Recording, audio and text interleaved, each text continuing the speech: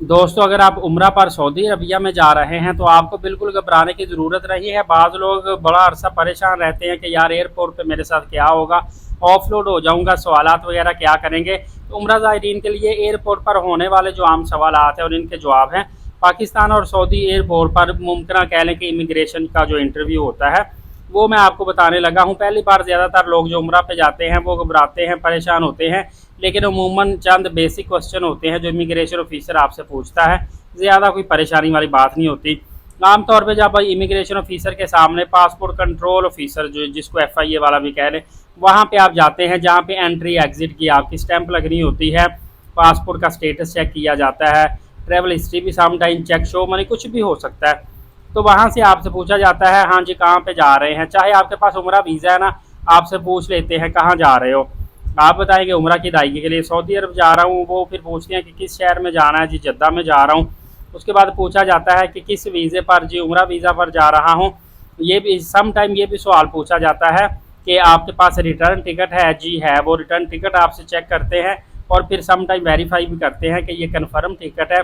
फिर किस आप शहर से आए हैं, किस ट्रैवल एजेंट के साथ जा रहे हैं, होटल बुकिंग आपके पास मौजूद है, वाउचर वगैरह वो भी आपसे चेक किया जाता है।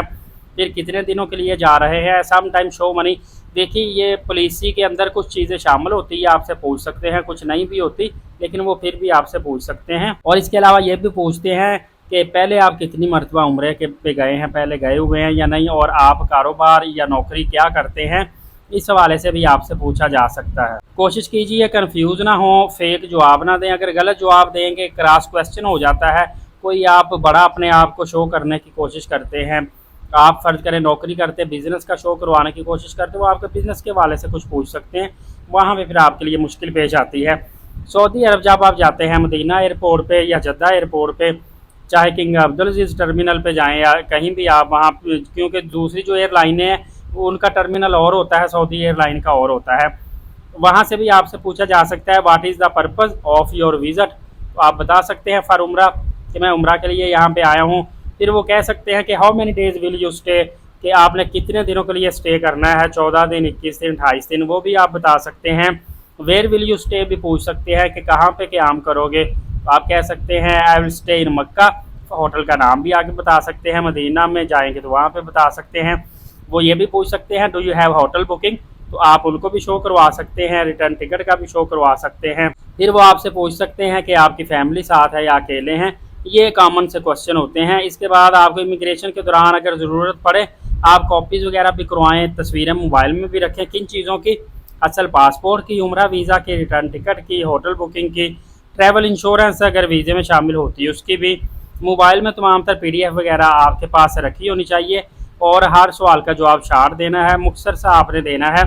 हाँ, एक अहम सवाल जो पाकिस्तानी एयरपोर्ट पर अक्सर उम्रा वालों से होता है वो ये है कि आप सिगरेट तो नहीं साथ लेके जा रहे, क्योंकि पाकिस्तानी कैप्टन सिगरेट लेके जाते हैं, क्योंकि वहाँ पे महंगी बिकती हैं।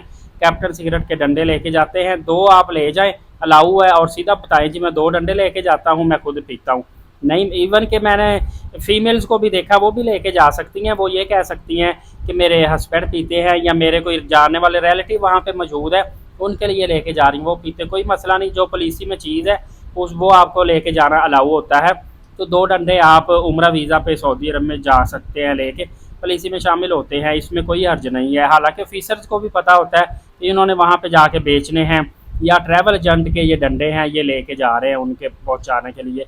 तो इस तरह का सीन होता है, लेकिन इतना कोई मसला नहीं होता, परेशानी वाली बात नहीं है, क्योंकि आपका असल मकसद तो उम्रा की अदायगी करके वापस आ जाना है ना, तो बस फिर इसमें परेशान होने वाली बात नहीं है। ये उन लोगों के लिए मसला होता है जो खरगोश हो जाते हैं, भाग जाते हैं वहाँ पे जाके लुक छुप के, जिन्होंने काम करना होता है, या क्योंकि या फिर भीख मांगना, वायलेशन वगैरह करनी, लेकिन इस तरह का काम वही करते हैं, आगे डंकी लगा के भी चले जाते हैं।